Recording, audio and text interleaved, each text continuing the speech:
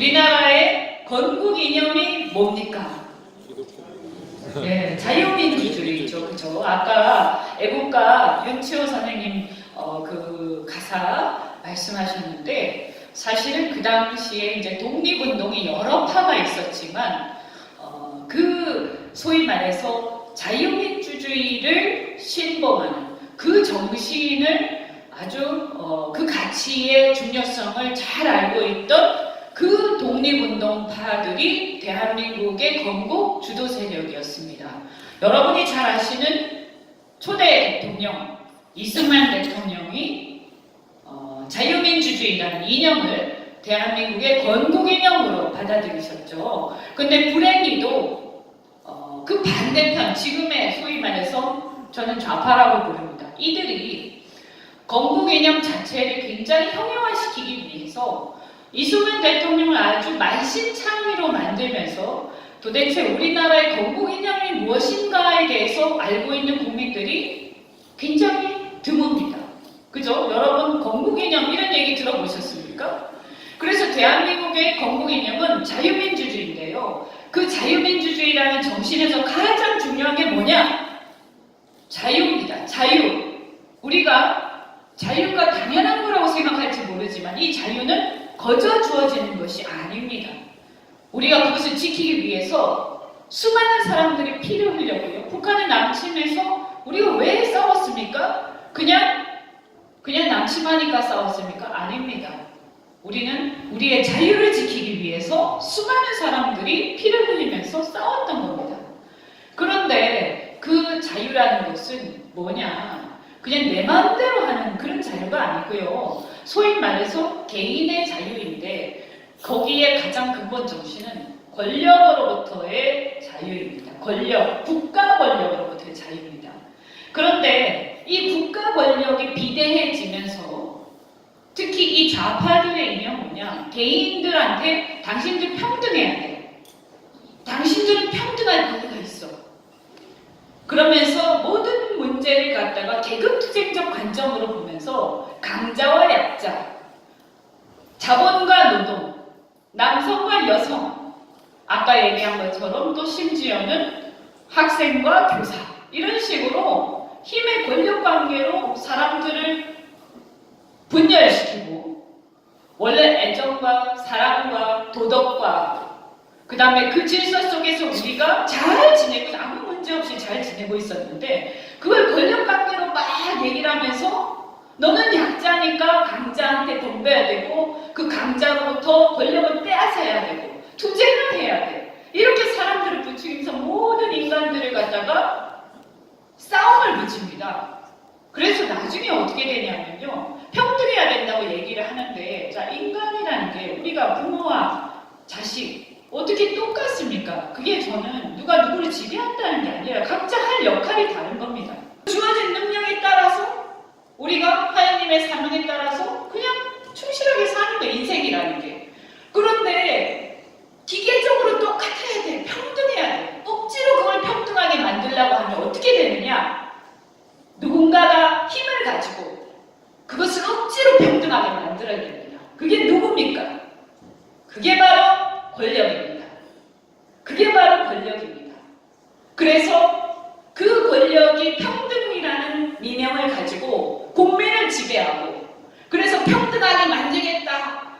모든 국민이 전부 다 평등하게 잘 살게 하겠다. 어디서 많이 들으셨죠? 대통령 연설에서도 들으시지 않았습니까? 저는 그 말을 듣는 순간 소름이 착 끼쳤습니다. 어떻게 저런 얘기를 하지? 저거 그냥 그냥 듣기 좋은 것 같지만 사실은 굉장히 무서운 얘기입니다. 그래서 제가 비판을 했습니다. 어떻게 대통령이 국민들한테 모두가 평등하게 잘 살게 하겠다. 듣기 좋죠. 근데 그게 불가능하지 않습니까? 어떻게 모두가 똑같이 잘 삽니까? 다 같이 함께 잘 살도록 노력은 하지만 사실 세상이라는 것은 조금씩 다를 수밖에 없습니다. 근데 내가 어떤 공정한 기회를 갖는 것은 중요하지만 결과가 평등해질 수는 없습니다. 그런데 그것을 위해서 국가가 어려운 사람들을 사회 안전망과 복지를 가지고 받쳐줄 수도 있고 우리가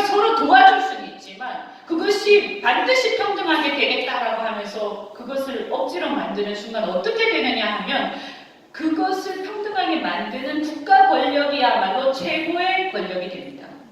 그래서 좀 많이 가진 사람 뺏어서 나눠줘야 되고 나한테 잘 보이는 사람한테 잘해줘야 되고 그래서 나중에는 어떻게 되냐 국가 권력이요 나한테 잘 보이는 사람한테 더 많이 주게 됩니다. 왜냐하면 자기가 모든 대부분을 가지고 있기 때문에. 그래서 국민들은 어떻게 되느냐 권력에 잘 보이기 위해서 줄을 서게 되고 권력에 잘 보이기 위해서 오로지 거기에 신경을 쓰게 됩니다.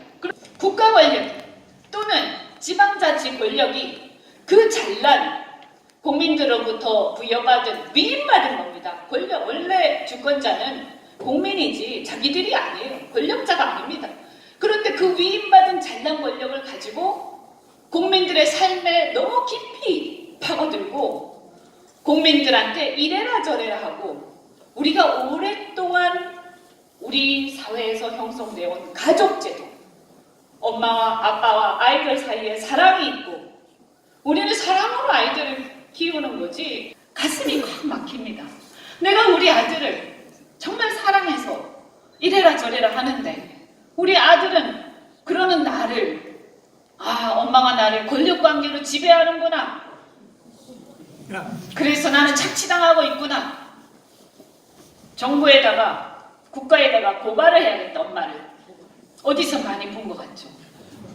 여러분 옛날에 영화 같은 데서 많이 보지 않았습니까? 예, 이런 사회가 우리가 눈 깜짝하면 우리가 자칫 이것을 경계하지 않고 그냥 흘러가는 이런 사회가 곧 우리한테 닥칠지도 모릅니다. 그래서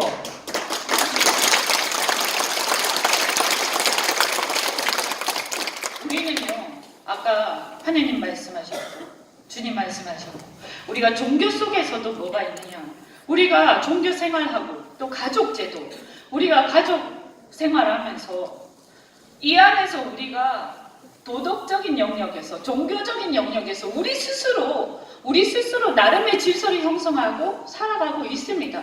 그리고 그것이 오랜 기간 인류의 역사에서 계속 반복되고 쌓이면서 우리한테는 역사적으로 문화적으로 쌓아 올린 지혜가 있습니다. 선조의 지혜가 있고 종교의 어떤 가르침이 있고 집안의 전통이 있습니다.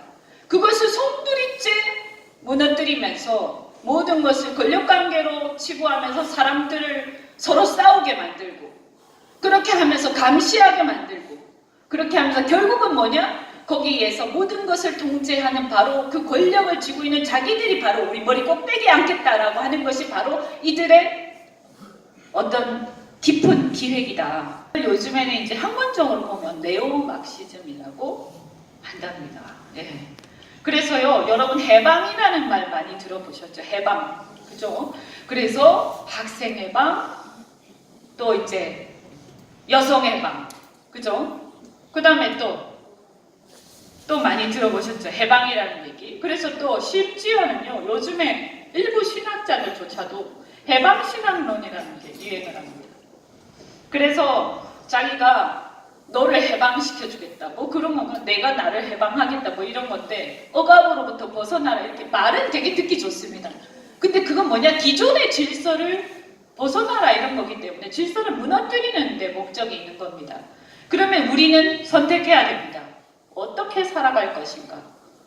생각해 봐야 됩니다. 우리나라에는 헌법이 있습니다. 헌법에서 모든 국민들의 어떤 자유권, 권리가 규정되어 있고 기본적인 권리가 대한민국의